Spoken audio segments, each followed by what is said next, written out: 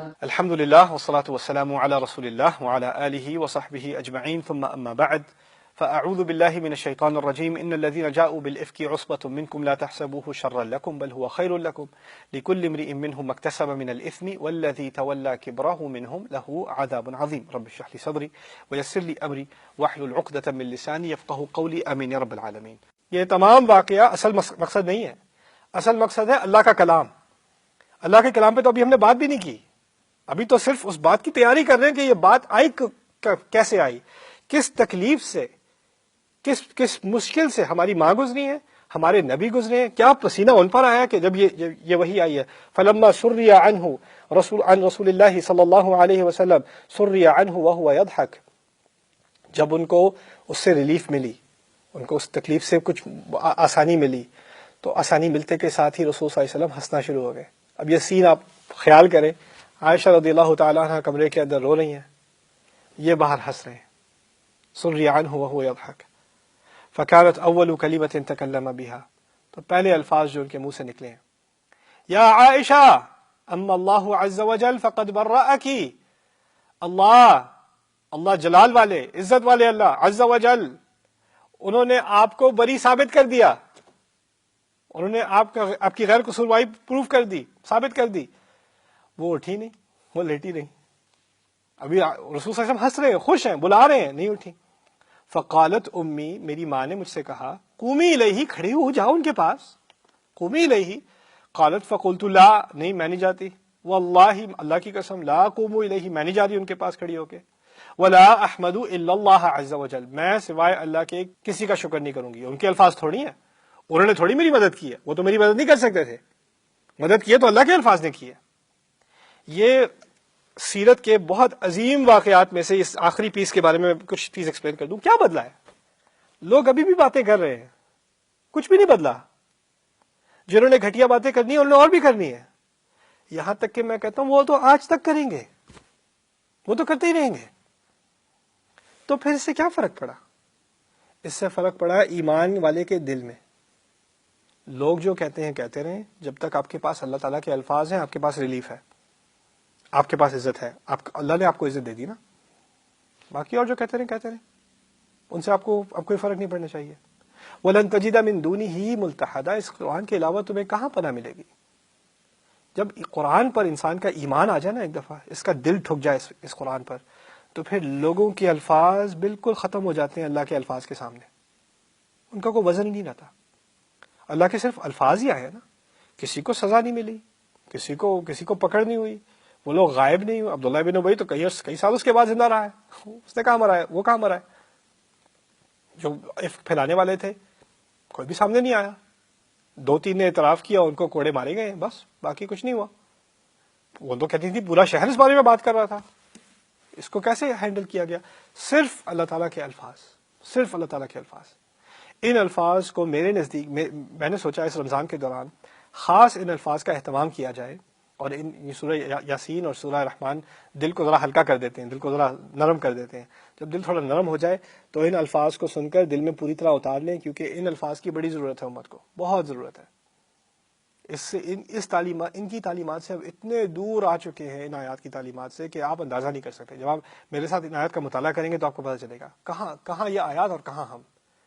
اور یہ توہین ہی ہوئی نا، کیا مصیبتیں جھیل کر یہ آیات نازل ہوئی ہیں، کیا تکلیف دے کر، کس تکلیف کی قیمت دے کر ہمارے نبی علیہ الصلوۃ والسلام نے ان آیات کو ریسیو کیا اللہ تعالیٰ سے، اور ہمیں ان کی کوئی قدر ہی نہیں، ہمیں ان آیات کے بارے میں کوئی علم ہی نہیں، اور ان کی تعلیمات کی اپلیکیشن ہی نہیں. قرآن میں کئی جگہ بڑے بڑے مطالبے کیے گئے ہیں. حج کا مطالبہ کوئی چھوٹا مطالبہ نہیں ہے، خرچہ کرنا پڑتا ہے، جان لگانی پڑتی ہے. قتال کا مطالبہ کیا گیا صحابہ سے، ہجرت کے مطالبے کیے گئے، بڑے بڑے مطالبے کیے گئے ہیں. ان آیات میں کوئی بڑا مطالبہ نہیں کیا گیا، زبان روکنے کا اور دل کو سنبھالنے کا مطالبہ کیا ہے، بس اتنی سی بات کی اور کچھ نہیں کیا. اور یہ قرآن کی بھاری ترین آیات میں سے ہے. یعنی ایک ٹھنڈے دن میں ہمارے نبی کو ان آیات کو ریسیو کرتے ہوئے پسینے میں ڈوب گئے ان آیات کے آتے ہوئے. لیکن جب یہ آئی ہیں تو کیا ہوا ہے، جو تکلیف میں تھے، جن کی عزت پہ کی دھجیاں اڑائی گئی تھیں، جن کے بارے میں کتنے غلط الزامات لگائے گئے تھے، ان کو اللہ تعالیٰ کی طرف سے ایک سکون ملا، اللہ تعالیٰ کی طرف سے ایک چین ملا. اللہ تعالیٰ کی طرف سے عزت ملی جو کہیں اور سے نہیں مل سکتی تھی. وَكَلِمَةُ اللَّهِ هِيَ الْعُلْيَا، اللہ کے الفاظ، اللہ کا لفظ سب سے اونچا، سب سے اعلیٰ ہے، اسی کا کلام. یہی چیز ہے جو انشاءاللہ تعالیٰ اب ہم گہرائی میں اتر کر مطالعہ کرنے کی کوشش کریں گے کہ اس واقعے کی کچھ تفصیلات اب رہ گئی ہیں، لیکن وہ میں ان آیات کے مطالعے کے بعد آپ کے سامنے پیش کروں گا انشاءاللہ تعالیٰ. پہلے آہستہ آہستہ تھوڑا تھوڑا کر کے میں چاہتا ہوں کہ ان آیات کا درس تیزی میں نہ ہو، آہستہ آہستہ ہو، تاکہ اس کی ہر تعبیر کو ہم اچھی طرح سمجھ لیں کہ اللہ تعالیٰ ہم سے کیا مطالبہ کر رہے ہیں. إن الذين جاءوا بالإفك عصبة منكم لا تحسبوه شرا لكم بل هو خير لكم لكل امرئ منهم ما اكتسب من الإثم والذي تولى كبره منهم له عذاب عظيم لولا إذ سمعتموه ظن المؤمنون والمؤمنات بأنفسهم خيرا وقالوا هذا إفك مبين لولا جاءوا عليه بأربعة شهداء فإذ لم يأتوا بالشهداء فأولئك عند الله هم الكاذبون ولولا فضل الله عليكم ورحمته في الدنيا والآخرة لمسكم فيما أفضتم فيه عذاب عظيم رب اشرح لي صدري ويسر لي أمري واحلل عقدة من لساني يفقه قولي فالحمد لله رب العالمين والصلاة والسلام على أشرف الأنبياء والمرسلين وعلى آله وصحبه ومن استنى بسنته إلى يوم الدين. اللهم اجعلنا منهم ومن الذين آمنوا وعملوا الصالحات وتواصوا بالحق وتواصوا بالصبر آمين يا رب العالمين. ثم أما بعد، ایک مرتبہ پھر السلام علیکم ورحمۃ اللہ تعالی وبرکاتہ. بخاری کی ایک عظیم ترین حدیث اور لمبی ترین حدیث، اس میں ہماری ماں عائشہ رضی اللہ تعالیٰ عنہ نے اپنے ہی ہونے والے واقعے کے بارے میں بہت تفصیل سے ذکر کیا تھا. اس کی انتہا تو ہو چکی، اس کے تقریباً آخر تک ہم پہنچ چکے تھے. اب موقع ہے ان آیات کا مطالعہ کرنے کا جو رسول اللہ صلی اللہ علیہ وسلم پر نازل ہوئی، جن کے ذریعے سے ان کو ریلیف ملی، جن کے ذریعے سے ان کی مصیبت ختم ہوئی. ان آیات کی شروعات ہوتی ہے ان الذین جاؤوا بالافک عصبۃ منکم. اس بات میں کوئی شک نہیں کہ جو لوگ افک سامنے لے کر آئے، افیک عربی میں کہتے ہیں کسی چیز کو ٹیڑھا کرنے کو، یعنی کسی چیز میں خرابی ڈالنے کو. کوئی چیز اگر دور سے نظر آئے سیدھی اور قریب جا کر دیکھیں، کچھ جائزہ لیں تو اس میں کچھ ٹیڑھ ہو. کہنے کا مقصد یہ ہے کہ بات پوری 100% جھوٹ نہیں ہے، اس میں کچھ سچائی کا ایلیمنٹ بھی ہے، اور سچائی کے ایلیمنٹ کو اتنے مینیپولیٹ کر کے اتنے خراب طریقے سے بیان کیا جا رہا ہے کہ اس میں جھوٹ آٹومیٹکلی لوگ سوچنا شروع کر دیتے ہیں. دیکھیے قصے کے بارے میں سوچیے. دور سے دیکھا تھا کہ کوئی آ رہا ہے، اب وہ تو ایک واقعہ ہے، کوئی آ رہا ہے، وہ اوپر اونٹ پر ہیں، صفوان بن المعطل السلمی ثم الذکوانی، وہ سامنے آ گئے ہیں. یہ اس میں تو کوئی شک کی گنجائش نہیں ہے. لیکن اس کے پیچھے اگر جس لہجے سے آپ اس بات پر تبصرہ کریں گے، جس طرح سے اس بات کی طرف اشارہ کریں گے، اس سے پھر اس ایونٹ میں ٹیڑھ آ جائے گا. اس سے بڑی بات نکلتی ہے کہ اصل میں میڈیا میں یا کسی بھی رپورٹنگ میں، کسی بھی قسم کی رپورٹنگ میں، چاہے آپ کے گھر میں کوئی واقعہ ہوا ہو یا نیوز کا کوئی ایونٹ ہوا ہو اور کیمرے پہ کیپچر ہوا ہو، اس کیمرے کو کیپچر کرنے سے صرف حقیقت سامنے نہیں آتی، اس پر جو تبصرہ ہو رہا ہے، جس طریقے سے تبصرہ ہو رہا ہے، وہ ساری حقیقت بدل سکتی ہے. لوگ اس کے بارے میں کیا سوچیں گے اور کیا نہیں سوچیں گے، سب کچھ بدل سکتا ہے. یعنی آپ آنکھوں دیکھی حقیقت کو بھی بالکل ٹیڑھا بنا سکتے ہیں، لوگوں کو پتہ ہی نہ چلے ہو اصل میں کیا رہا ہے. اسی لیے اللہ تعالیٰ فرماتے ہیں فوق کل ذی علم علیم. سورۃ یوسف کے واقعے میں جب یوسف علیہ السلام نے ایک کپ رکھ دیا تھا اپنے بھائی کے بیگز میں، اور یہ سازش کرنے کے لیے کہ ان کو وہ پیچھے رکھ لیں گے واپس. اب دیکھیے بظاہر تو معلوم ہوتا ہے کہ کپ رکھا تھا ان کے بیگ میں، اور یہ سازش ہے اور یہ ایک جھوٹ بھی ہے اور جھوٹا الزام بھی لگایا گیا، اس کی وجہ سے وہ اریسٹ بھی ہو گئے، ہاؤس اریسٹ بھی ہو گئے ہیں. بعد میں قرآن نے خود بتا دیا کہ دیکھو بظاہر تو ایسا لگتا ہے کہ یہ جرم تھا، لیکن اصل میں وہ اپنے گھرانے کو بچا رہے تھے، اس کے پیچھے کوئی خیر تھی. یعنی دیکھنے میں شر تھا لیکن اس کے پیچھے کوئی خیر تھی. اسی طرح کبھی کبھار دیکھنے میں کوئی چیز خیر ہوتی ہے، اچھی ہوتی ہے، اس کے پیچھے کوئی شر ہوتا ہے. تو یہاں جو پہلی بات میں آپ کے سامنے رکھنا چاہتا ہوں اس کے بارے میں، دوسری بات عصبۃ منکم. عصبہ کہتے ہیں عربی میں ایسے گروہ کو، ایسی جماعت کو جس میں عصبیہ ہو. عصبیہ کہتے ہیں کہ یہ وینز ہے نا آپ کی، یہ جب سخت ہو جائیں، یعنی ایسا گروہ جس میں سختی ہے دوسروں کی طرف. اسی لیے یوسف علیہ السلام کے بھائیوں نے بھی ایک اور قصے میں کہا تھا وَنَحْنُ عُصْبَةٌ، ہم تو ایک بڑی ٹف جماعت ہے، ہمارے ساتھ کون لڑائی کرے گا، ہمارے ساتھ یوسف کو آنے دے، کوئی نہیں چھڑے گا اسے، ہم تو عصبہ ہیں. تو انہوں نے جو لفظ استعمال کیا تھا وہ ایسا کہ دوسرے لوگ ان سے ڈرتے ہوں. کہا یوں جا رہا ہے کہ مسلمانوں کے اندر ہی عصبۃ منکم اس آیت میں جنہوں نے اس بات کو، جس ٹیڑھی بات کو آگے پھیلایا ہے، جن لوگوں نے اس افواہ کو آگے پھیلایا ہے، وہ تمہیں میں سے ایک گروہ ہیں جو باقیوں سے بڑی نفرت کرتے ہیں اور ان سے کوئی بات کرنے سے ڈرتا ہے. کچھ لوگ ہماری سوسائٹی میں ایسے ہوتے ہیں، مسلمان سوسائٹی کے اندر ہی وہ ایسے ہوتے ہیں، آپ ان سے آنکھیں ملا کے نہیں بات کر سکتے، آپ کو ڈر کا پتہ نہیں کیا کہہ جائے گا، یہ کیسی بےزتی کر دے گا، میں اسے دور ہی رہوں تو بہتر ہے. ایک ہوتا ہے گروپ ہماری سوسائٹی میں جو اسی طرح کا ہوتا ہے، ان سے آپ دوری نہیں تو بہتر ہے، اور ان کے قریب ہو تو خاموش رہیں یا بچ بچ کے رہیں. اور ان کے بارے میں اب کامنٹ کیا جا رہا ہے. دوسری یہاں جو باریک سی بات ہے، جاؤ، عربی میں کہا جا سکتا ہے ان الذین اتوا بالافک، ان الذین جاؤ بالافک. دو مختلف اسلوب ممکن ہے عربی میں. جاء کہا جاتا ہے دور سے کوئی چیز لائی گئی ہو، یعنی جو بات کہی جا رہی ہے وہ سچائی سے بہت دور کی بات ہے. ان لوگوں نے بڑی سازش کر کے اور بڑی ایول تھاٹ کر کے اس بات کو پوری بات کو کرافٹ کیا ہے، بنایا ہے اور پھر آگے پیش کیا ہے.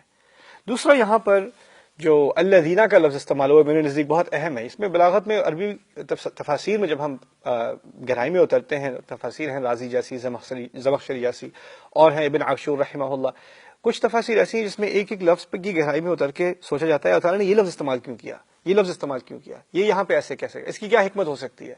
دیکھیے عربی میں یہ بھی کہہ سکتے ہیں ان من جاؤ بالافک، یہ بھی کہہ سکتے ہیں ان الذین جاؤ بالافک. الذین ہوتا ہے خاص کسی کے لیے استعمال ہونا، وہ خاص لوگ، وہ خاص گروہ ہیں جو یہ چیز لے کر آئے ہیں سامنے، جنہوں نے اس چیز کو آگے پیش کیا. یعنی اللہ کے ہاں ان کی شناخت کوئی مسٹری نہیں ہے. لوگوں کو نہیں معلوم کس نے بات شروع کی تھی. وہ تو 50 سال بعد تعین ہوا ہے کہ وہ عبداللہ بن ابی بن سلول ہے.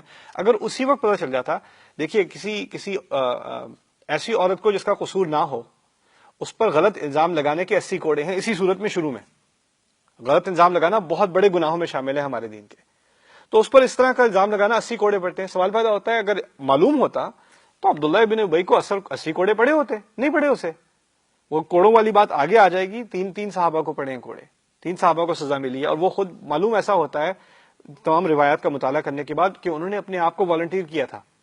یعنی یہ بھی نہیں کہ ان کو جا کے اریسٹ کیا گیا اور لایا گیا پھر ان کو سزا دی گئی. وہ لوگ تھے جو ان کا ایک توبہ کا جذبہ تھا اور اس کی تحت وہ آئے اور انہوں نے کہا نہیں ہمیں سزا ملنی چاہیے، اور وہ تینوں آ کر انہوں نے اپنے آپ کو پیش کر دیا. مستح بھی اس میں تھے، حسان ابن ثابت بھی تھے رضی اللہ تعالیٰ عنہ، اور حمنہ بنت جحش، یہ 3 تھے، ایک خاتون اور 2 مرد. خیر، یہ تم میں سے ایک گروہ ہی ہے، ایک جماعت ہی ہے جو تمہاری طرف بڑی سختی رکھتے ہیں. یہ بہت سخت دل قسم کے لوگ ہیں جنہوں نے ایسی گھٹیا بات کی ہے. پھر اللہ تعالیٰ نے آگے بات کہی ہے لا تحسبوہ شرا لکم. ایک لمحہ بھی مت سوچنا، یہ گمان بھی مت کرنا کہ یہ تمہارے لیے کوئی برا ہوا. لا تحسبوہ شرا لکم، تمہارے لیے کوئی برا نہیں ہوا، تمہارے لیے شر نہیں تھا. یہ کیوں کہہ دیا؟ اس سے زیادہ شر کیا ہوگا؟ پورا گھرانہ رسول کا علیہ السلام اتنی مصیبت میں، ابو بکر صدیق کی کیا حالت ہو گئی، عائشہ رضی اللہ تعالیٰ عنہ کی کیا حالت ہو گئی، پوری مسلمانوں کی کیا حالت ہو گئی، کتنی ڈپریشن میں تھے، آپس میں لڑنا شروع ہو گئے تھے. اگر آپ کو یاد ہو جب ممبر پہ رسول کھڑے ہوئے علیہ السلام، کس سائیکولوجیکل اسٹیٹ میں تھے سارے. ایسے اللہ تعالیٰ کہہ رہے ہیں یہ مت سوچو کہ یہ تمہارے لیے کوئی برا تھا، بل ہوا خیر لکم، نہیں بلکہ ایسا سوچو، جان لو کہ یہ ہمیشہ کے لیے تمہارے لیے بہتر ہے. یہ لا تحسبوہ شر لکم فعلیہ، بل ہوا خیر لکم اسمیہ. اس کو اسلوب عربی میں کہا جاتا ہے، اس کو میں آسان اردو میں آپ کے لیے سمجھا دوں. ایک حصہ جو کہا ہے نا برا مت سمجھنا، اس کو انہوں نے ایک عارضی اسلوب میں استعمال کیا ہے. یعنی یہ تھوڑے عرصے کے لیے برا تھا لیکن لانگ ٹرم میں تمہارے لیے برا نہیں ہے. جب اچھائی کی بات کی ہے تو اس طرح کہا ہے کہ اسلوب میں یہ بات سمجھ آتی ہے مبتدا خبر کے ذریعے کہ یہ ہمیشہ کے لیے تمہارے لیے بہتر ہے. یعنی الزامات کا سلسلہ دنیا میں، تمہاری سوسائٹی میں، مسلمان امت میں چلتا رہے گا. لوگوں پر غلط الزام لگیں گے، لوگوں کی عزت پر حملہ ہوگا، اور جب وہ حملہ ہوگا تو تمہیں سہارا ملے گا ان آیات کے ذریعے ہمیشہ کے لیے. کسی کو ایسی تکلیف ہو رہی ہوگی، کسی کو پتہ نہیں ہوگا کہ میرے ساتھ ایسا کیوں ہو رہا ہے، میرے بارے میں ایسی باتیں کیوں کہی جا رہی ہیں، اور ایسے مرد کو یا ایسی عورت کو اپنی ماں میں کچھ کمفرٹ ملے گی کہ میری ماں کے ساتھ بھی یہ ہوا تھا، اور ان کو اللہ تعالیٰ نے ان آیات کے ذریعے تسلی دی تھی، مجھے بھی ان آیات سے تسلی ملنی ہے. تمہارے لیے جو بہتری ان میں ہوئی ہے وہ تمہیں کہیں اور نہیں ملے گی. اصل میں قرآن کے ساتھ ایک دل کا ناطہ ہونے کی ضرورت ہے. یہ صرف ایک علم کی کتاب نہیں ہے، یہ صرف احکام کی کتاب نہیں ہے، یہ صرف تجوید یا قرات کی کتاب نہیں ہے. یہ اصل میں انسان کے دل کو مضبوط کرنے، دل کو طاقت دینے کی، تقویت دینے کی کتاب ہے. اسی لیے رسول کو بھی کہا گیا علیہ الصلوۃ والسلام لنثبت به فؤادک ورتلناه ترتیلا. یہ تو تمہیں دی گئی ہے تاکہ تمہارا دل ہم اس کو اور مضبوط کر دیں، اس کو آپ کو ٹف کر دیں، آپ کو وہ قوت دیں کہ آپ اپنی مصیبتوں کو جھیل سکیں۔ اگلی نشست میں بات کرتے ہیں۔ بارک اللہ لی ولکم، السلام علیکم ورحمۃ اللہ وبرکاتہ۔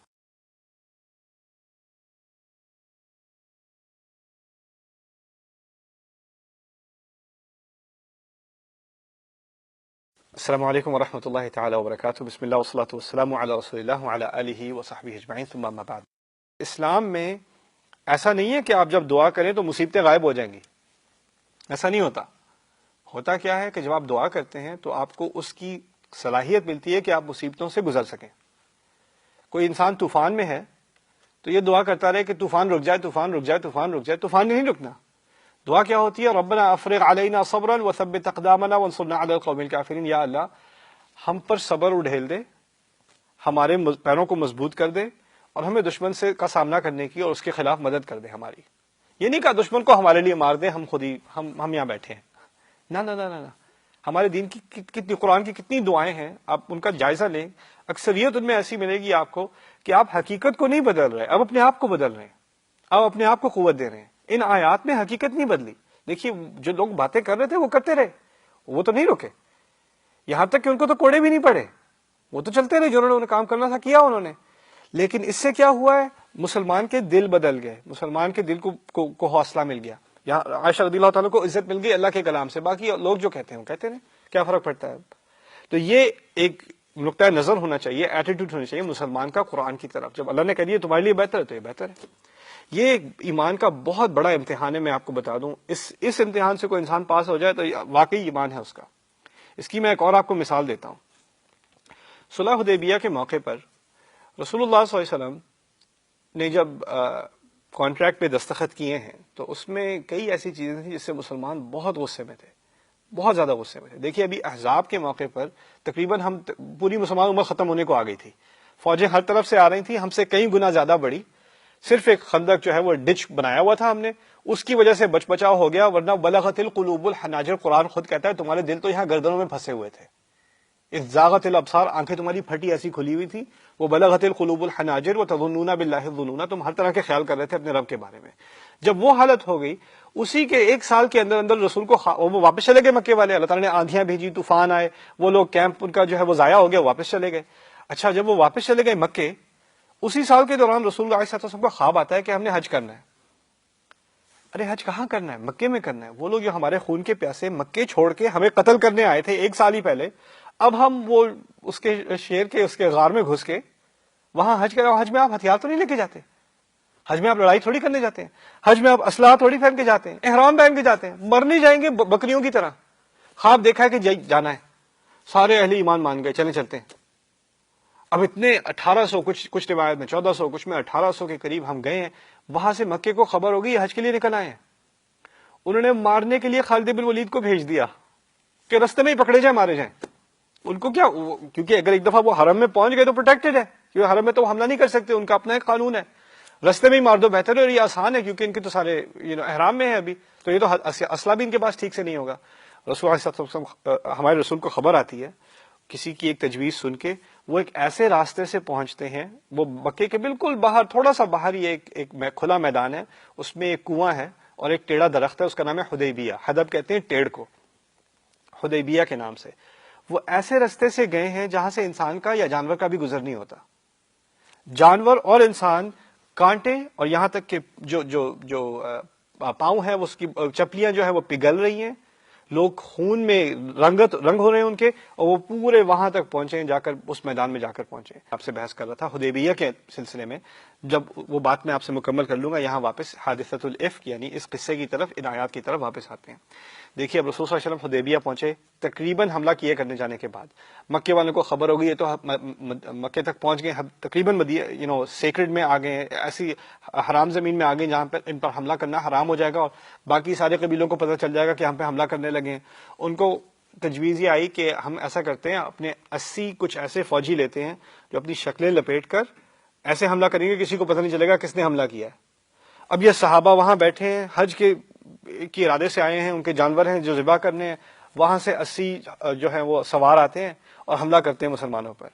اللہ کی قدرت کیا ہے، وہ 80 کے 80 ناکام ہوتے ہیں، سارے کے سارے اریسٹ ہو جاتے ہیں، کوئی بھی مارا نہیں جاتا، ان کے سب کے جو ہے وہ ماسک جو ہے جو شکل پہ لپیٹے ہوئے تھے سب اتروا دیے، پتہ چل گیا سارے مکے سے ہیں، سب کو واپس بھیج دیا، بے شرم کر کے واپس بھیج دیا سب کو، ہتھیار ان کے رکھ لیے۔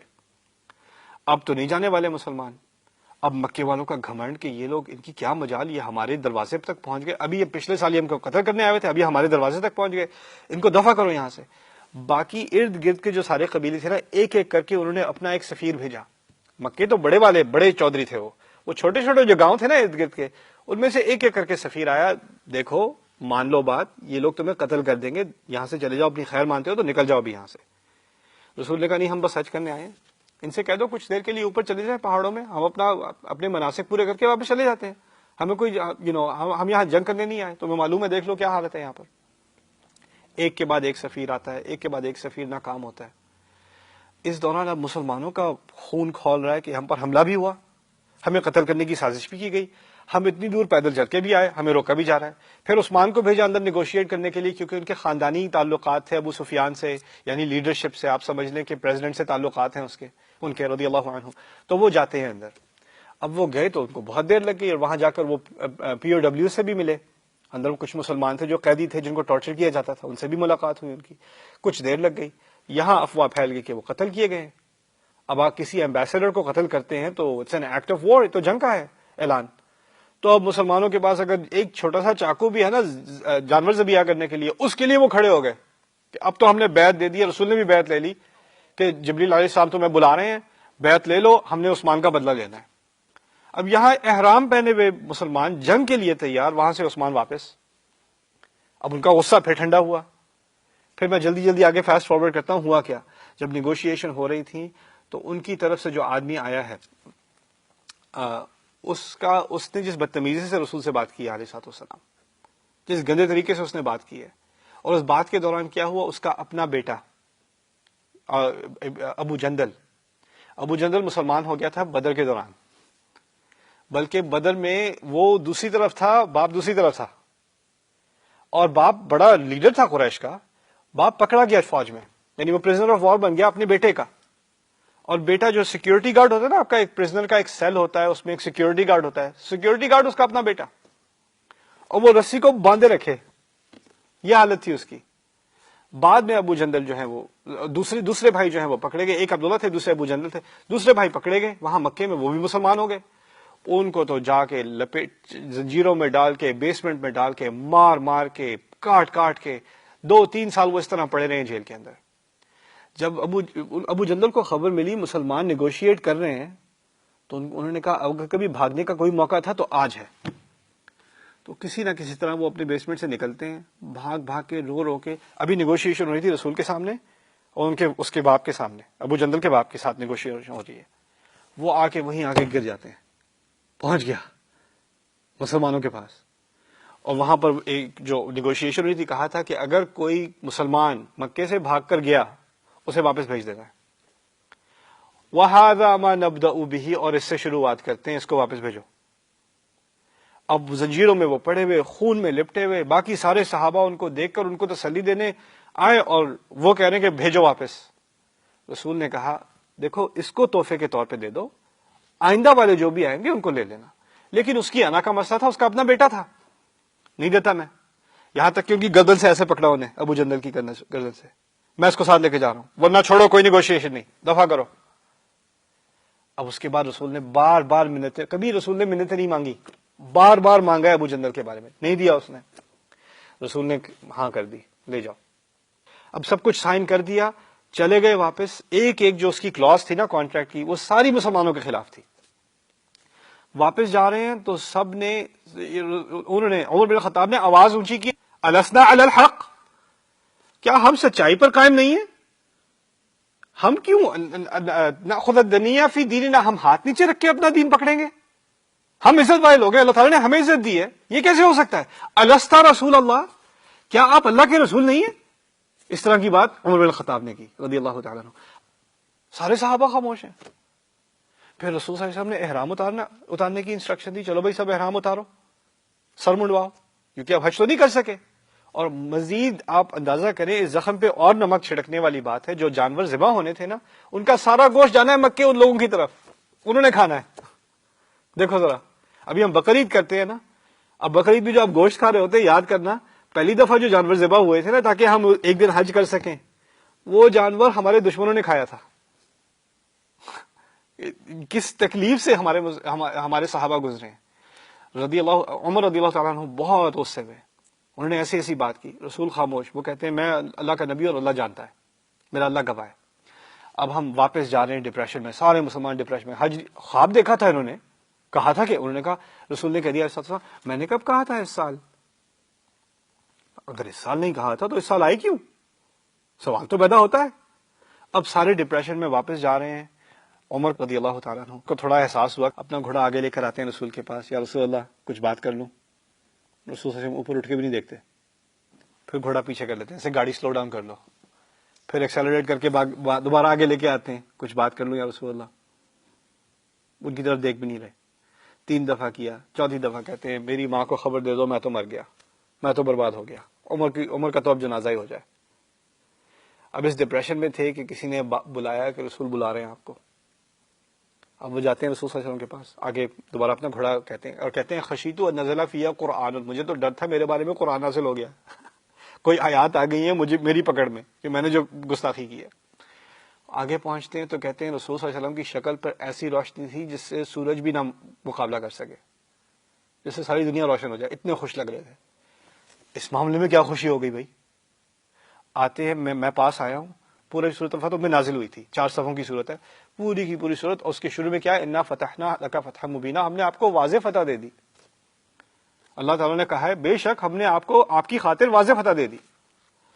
انہوں نے پوری 4 صفحے کی صورت سنی. عمر رضی اللہ تعالیٰ عنہ نے، ان کا دماغ پہلی آیت میں ہی گھوم رہا ہے.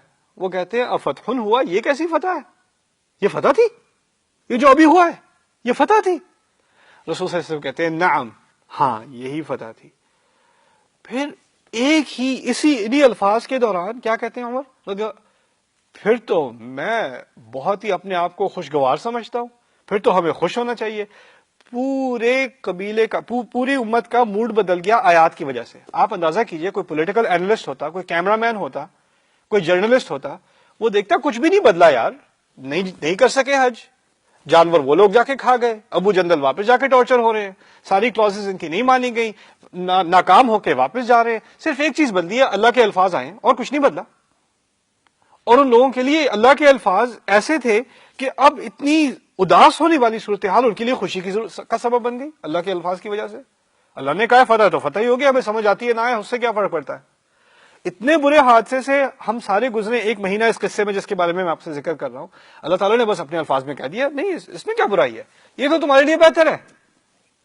ختم. اب یہ آیات اترتی ہیں اور آپ دیکھیے رسول کا کیا موڈ ہے، وہ سری عنہ وہو یضحک، ان پر سے ان آیات کا سکتہ اترتا ہے اور وہ ہنس رہے ہیں، ان کو تو خوشی ہے. جب اللہ نے کہہ دیا تمہارے لیے بہتر ہے تو بہتر ہے، خوشی مان لو.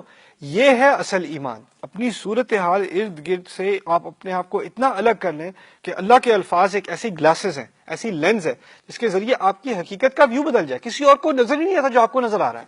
اگلی نشست میں بات کرتے ہیں. بارک اللہ لی ولکم. السلام علیکم ورحمۃ اللہ وبرکاتہ.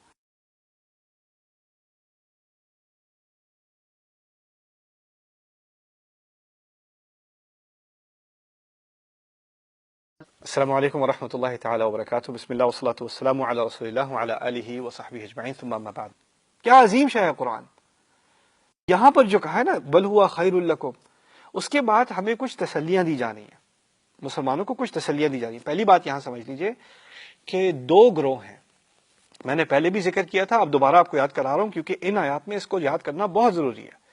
ایک گروہ ہے جو جماعت ہے جس میں نفرت ہے، جو ان چیزوں کو پھیلانا چاہتی ہے، جو سازش کرنا چاہتی ہے، جو نقصان دینا چاہتی ہے، جس کی اپنی انا ہے، اس کا اپنا ایک ایجنڈا ہے، وہ ہے عصبۃ منکم. لیکن پھر ایک اور مزید گروہ ہے جو بس احتیاط نہیں کرتا، اس کو احساس نہیں ہوتا کہ وہ افواہ کو آگے مزید پھیلا رہے ہیں. اصل میں اکثریت ان آیات کی ان بے احتیاط لوگوں کے لیے ہیں، ان ایول لوگوں کے لیے نہیں ہے. وہ تو ہمیں پتہ ہے جو ہیں وہ ہیں، وہ تو اللہ ان کو جانتا ہے. باقیوں کے لیے ہدایت کیا ہے؟ اصل میں انہوں نے تو چنگاری لگائی تھی، آگ پھیلائی ہے بے احتیاط لوگوں نے، اور ان کو احساس بھی نہیں کہ وہ آگ پھیلا رہے ہیں. یہاں کہا کہ دیکھیے کسی بھی افواہ میں ہوتا ہی ہے کہ اگر آپ کے بارے میں کسی نے کوئی بری بات کہی، آپ کو سننے میں آ گئی, آپ کسی عید گیدرنگ میں بیٹھے ہوئے تھے یا افطار خانے میں بیٹھے تھے, کسی نے آپ سے کہہ دیا پتہ ہے آپ کے بارے میں سنا تھا, کچھ لوگ کہہ رہے تھے کہ ایسے ایسے فلانا فلانا, آپ کو فوراً برا لگے گا, آپ کہیں گے آپ کو کس نے بتایا, یہ کہاں سنا آپ نے؟ فوراً احساس ہوتا ہے میں خود اپنی پرسنل انویسٹیگیشن کروں, کون یہ بکواس کر رہا ہے میرے بارے میں. نہیں آپ بتائیں کہاں سنا. نہیں میں کچھ کہہ نہیں سکتا. نہیں بتائیں آپ. وہ لطیف صاحب تھے. اچھا میں ذرا پوچھتا ہوں. لطیف صاحب نہیں میں تھوڑی کہا تھا, وہ ایک اور صاحب تھے, ایک اور تھے. نہیں پتہ نہیں کون, مجھے یاد نہیں, دعوت میں کو بیٹھے ہوئے تھے ویسے ہی کہہ رہے تھے. آپ جتنا بھی انویسٹیگیشن کرنے کی کوشش کر لیں, کس نے کس سے کہا, کس نے کس کو واٹس ایپ میسج بھیجا, کس نے کس کو وائس میل بھیجی, کس نے کس کی فیس بک پوسٹ پہ ڈالا, کس نے کس کے ساتھ پرسنلی کو بات کی, کس نے فون پہ بات کی, آپ اس کو ٹریک نہیں کر سکتے. آپ جتنا بھی انویسٹیگیشن کر لیں, کوئی اگر آپ کے بارے میں باتیں کی جا رہی ہیں, کس بیڈ روم میں باتیں ہو رہی ہیں, کس لیونگ روم میں باتیں ہو رہی ہیں, کس آفس میں باتیں ہو رہی ہیں, کس گاڑی میں باتیں ہو رہی ہیں, آپ نہیں کنٹرول کر سکتے. لیکن ایک ڈپریشن سی ہو جاتی ہے انسان کو, ایک obsession بن جاتی ہے, کون کہہ رہا ہے, کیا کہہ رہا ہے, کون کہہ رہا ہے, کیا کہہ رہا ہے. اللہ نے یہ تمام obsession آپ کے سر سے اتار دی. کیسے اتاری؟ لِكُلِّ امْرِئٍ مِّنْهُمْ مَا اكْتَسَبَ مِنَ الْإِثْمِ, ان میں سے ہر ایک فرد, ان میں سے ہر ایک انسان جس نے جو کچھ بھی اپنے حصے میں گناہ کیا ہے, اس کے لیے اسی کے حساب سے اس کو ملنے والا ہے. یعنی اللہ جانتا ہے کس نے بڑی بڑی نمک مرچیں بڑھا کر اضافہ کر کے مسالہ ڈال کے کہانی سنائی, کس نے صرف ہاں میں ہاں ملائی, کس نے صرف کہا سنا ہے یہ کچھ ہوا ہے, پتہ نہیں سچ ہے کہ نہیں. کسی نے تو اتنی سی بات کی ہوگی نا, وہ بھی گناہ ہے خیر, لیکن وہ کم درجے میں گناہ ہے. کسی اور نے تو مجھے سارے ہی کہہ رہے ہیں سچ ہی ہوگا, دیکھو ذرا, ان لوگوں کا کچھ مزید گناہ ہے. آپ کو نہیں پتا کس کے والیوم زیادہ تھے, کس کے والیوم کم تھے, کس کے الفاظ زیادہ تھے, کس کے الفاظ کم تھے, کس نے 50 لوگوں سے بات کی, کسی نے 2 لوگوں سے بات کی. اللہ کو معلوم ہے ان میں سے ایک ایک نے کتنا کتنا اپنے لیے جمع کیا ہے. تم اس کی فکر ہی نہ کرو, یہ سارا میں ریکارڈ کر رہا ہوں, تمہیں کچھ فکر کرنے کی ضرورت ہے ان کے بارے میں, وہ سب بھول جاؤ کہ کون کیا کہہ رہا ہے. لِكُلِّ امْرِئٍ مِّنْهُمْ مَا اكْتَسَبَ مِنَ الْإِثْمِ, اس میں اللہ تعالیٰ نے اتنی تسلی دی ہے انسان کو, کیونکہ انسان بار بار سوچتا رہتا ہے کون کون کہہ رہا ہوگا, کس کس کو بتایا اس نے, اب کون بات کر رہا ہے, اب کس سے بات ہو رہی ہے. چھوڑ دو سارا کچھ, انہی آیات میں ریلیف مل گئی. لِكُلِّ امْرِئٍ مِّنْهُمْ مَا اكْتَسَبَ مِنَ الْإِثْمِ. پھر خیال آتا ہے یہ شروع کس نے کیا, اور پھر ہمیں ہمیشہ ہمارے دماغ میں ہوتا ہے اسی نے کیا ہوگا, مجھے پتا ہے یہ ہوگا, یہ اصل میں مجھے لگتا ہے یہ عبداللہ ہی ہوگا, یا کوئی اور کہے نہیں مجھے پتا ہے یہ جو ہے نا یہ کریم ہے, کریم کو میں جانتا ہوں یہ ایسا ہی انسان ہے, اسی نے کیا ہوگا, مجھ سے خاص اس کو چڑے, اس نے کیا ہے. کوئی اور کہ یہ زینب جو ہے نا مجھے پتا تھا یہ ایسا ہی کرے گی, پتا ہے نہیں, لیکن دماغ میں ہوتا ہے کہ اسی نے کیا ہوگا, اسی نے کیا ہوگا, اسی نے کیا ہوگا. دیکھیے اب آپ اسی جرم کا ارتکاب کر رہے ہیں جو آپ کے خلاف ہوا ہے, آپ کو بھی علم نہیں ہے, آپ بھی اب آگے سے, جس طرح ہماری ماں عائشہ رضی اللہ تعالی عنہ کی ماں نے خود, والدہ نے خود کیا کہا تھا, یہ تو تمہاری دوسری جو بیویاں ہیں نا رسول کی, انہوں نے کیا ہوگا. یہی ہوتا ہے, دیکھو ان کو بھی ایک گمان ہوا, وہ غصے میں ان کا گمان آگے آ گیا. لوگوں سے پوچھو یہ ویسے کیا خیال ہے کس نے شروع کیا تھا, مجھے پتا ہے کس نے کیا, میں بتاتا ہوں. آپ کی بہن کہہ دے گی, وائف کہہ دے گی مجھے پتا ہے اچھی طرح کس نے کیا تھا. کیسے پتا ہے نا, بس کہہ دیا پتا ہے. اب آپ اونچی آواز میں کہہ دیں پتا ہے تو اس کا مطلب یہ نہیں ہے کہ پتا ہے, اس سے کوئی فرق نہیں پڑتا. شروع کرنے والا کون ہے, اللہ نے خود بتا دیا, والذی تولی کبرہ منہم, ان میں سے جس نے اس کا سب سے بڑا حصہ اپنے ذمہ لیا, جس نے یہ بات شروع کی, جو اس کا سب سے زیادہ ذمہ دار ہے, لہو عذاب عظیم, اس کے لیے تو بہت عظیم عذاب ہے. یعنی باقیوں کا حصہ ہے, لیکن جس نے بات شروع کی ہے اس کے لیے بہت عظیم عذاب ہے. یہاں پر بات مکمل کرتے ہیں. بارک اللہ لی ولکم فی القرآن الحکیم ونفعنی وإیاکم بالآیات والذکر الحکیم. والذی تولی کبرہ منہم, اس آخری جو تعبیر میں اللہ تعالیٰ نے کہا ہے نا جس نے زیادہ ذمہ داری اپنے ذمہ لی ہے اس کے لیے بہت عظیم عذاب ہے. اس میں ایک بات کا میں اضافہ کر دوں, تولی کبرہ میں ایک کہتے ہیں عربی میں تنوع کہتے ہیں, ایک ہی تعبیر میں دو الفاظ, دو طرح کی بات کہہ دی جاتی ہے. یہاں پر تولی کبرہ کے ایک اور معنی بھی ہو سکتے ہیں, اور وہ کیا ہے کہ اس نے اپنی انا کو دوست بنا لیا. تولی کے معنی دوست بنانے کے بھی ہوتے ہیں, کبر کے معنی انا بھی ہوتی ہے. یعنی ان میں سے جس نے اپنی انا کو اپنا دوست بنایا اس کے لیے تو بہت بڑا عذاب ہے. یہاں اس بات کی طرف اشارہ ہے کہ جو لوگ دوسروں کے بارے میں اس قسم کی باتیں کرتے ہیں نا, وہ اپنے بارے میں بہت انسیکیور ہوتے ہیں. اپنے بارے میں ان کو کوئی اچھی بات کی سیکیورٹی نہیں ہوتی. اپنی بڑائی وہ صرف اسی میں دیکھ سکتے ہیں کہ کسی اور کو نیچا کر دیں. دیکھیے کچھ ہمارے دین کی کیا شان ہے. ہمارا دین نہ ہندوؤں کے پیچھے جاتا ہے, نہ عیسائیوں کے پیچھے جاتا ہے, نہ اور دینوں کے بارے میں جو تنقید ہے وہ تنقید کرتا ہے, لیکن اسے ابسیس نہیں ہے. اصل بات ہے ہمارے دین کے اپنے دلائل کیا ہیں. ریڈیو پہ دن رات قرآن پہ بات ہو رہی ہوتی ہے، دن رات رسول اللہ پہ بات ہو رہی ہوتی ہے. انہیں پتا ہے اپنے دین میں کیا بات کریں گے، وہ اسی سے شاید ہمارا کچھ اچھا لگنے لگے. کچھ لوگوں کے دل میں یہی کیڑا ہوتا ہے، یہی کینسر ہوتا ہے. وہ کیا ہوتا ہے کہ اپنی عزت تو کوئی ہے نہیں، اپنا کوئی اچھا کام کرنے کا تو ہے نہیں، اب صرف اپنی بڑائی اسی میں ہے کہ کسی اور کو نیچا کرتے رہو. اور یہ مرض اتنا پھیلا ہوا ہے ہماری سوسائٹی میں کہ ہمارے ہاں تو ایک کلچر سا بن گیا ہے کہ گھر کے بڑوں کا تو کام ہے چھوٹوں کو اور چھوٹا کرنا، آفس میں کسی اور کو نچلا دکھانا، آپ نے کچھ کیا ہو نہ کیا ہو کسی اور کو نچلا دکھانا. کوئی کام میں آگے نکل رہا ہو تو ایسی بھڑاس ہوتی ہے کہ یہ تو مجھے برا دکھا رہا ہے، یہ 8-8 گھنٹے پورے کام کرتا ہے، میں بیٹھا رہتا ہوں بریک میں، اس کی وجہ سے مجھ سے زیادہ توقعات بڑھ جائیں گی، کمپیئر لوگ کرنا شروع کر دیں گے، اس کو میں الٹا سیدھا کہنا شروع کر دوں. ایک جیلسی سی آ جاتی ہے. اس نے آپ کا کوئی برا نہیں کیا لیکن بس اس کو آگے آتا نہیں دیکھ سکتے آپ. کسی نے، ایک عرب مفکر تھے، انہوں نے مجھ سے ایک بڑی عظیم بات کی تھی. انہوں نے کہا تھا کہ مغرب کی جو کامیابی ہے نا، وہ یہ ہے کہ یہاں کے لوگ جب ناکام ہوتے ہیں تو لوگ ان کو بار بار سپورٹ کرتے رہتے ہیں، انکریج کرتے رہتے ہیں یہاں تک کہ وہ دوبارہ کامیاب نہ ہو جائے. کوئی ایتھلیٹ ہے، کوئی سائنٹسٹ ہے، وہ ایکسپیریمنٹ کر رہا ہے، اس کے ایکسپیریمنٹ فیل ہو رہے ہیں، اس کو فنڈ کرتے رہتے ہیں جب تک وہ کامیاب نہ ہو جائے. ہماری سوسائٹی کا کیا مرض ہے، ہمارے ہاں جو لوگ کامیاب ہوتے ہیں نا، ہم اس پہ حملہ کرتے رہتے ہیں جب تک وہ ناکام نہ ہو جائے. ایک دفعہ ناکام ہو گئے پھر ہم آرام سے بیٹھ جائیں، چلو واقعی اب ہمارے لیول پہ سارے آگے، اب ٹھنڈ پڑ گئی. کسی کو آگے آتا دیکھ لو ایسی جلن ہوتی ہے، یا کسی انڈسٹری میں ہو، یا گھر خاندان کی بات ہو، بھائیوں کی آپس میں بات ہو جاتی ہے اس طرح کی، فیملیز کی بات ہو جاتی ہے اس طرح کی. کسی بچی کی شادی ہو رہی ہے، ہماری کی ایسی کیوں نہیں ہوئی؟ اب اس کی فیملی کے بارے میں کیڑے نکالنا، بچی کے بارے میں کیڑے نکالنا، رشتے کو خراب کرنے کی کوشش کرنا. دیکھو ذرا. اور یہاں تک کہ یہ مرض اتنا پھیلا ہوا ہے اب تو دین کے سلسلے میں بھی. کوئی عالم آگے نکل رہا ہے، کوئی دائی آگے نکل رہا ہے، کوئی ادارہ آگے نکل رہا ہے، کوئی چینل آگے نکل رہا ہے. یہ کیوں آگے نکل رہا ہے بھائی؟ اس کے خلاف کچھ کارروائی ہونی چاہیے، کوئی کنٹروورسی ان کے بارے میں ہونی چاہیے.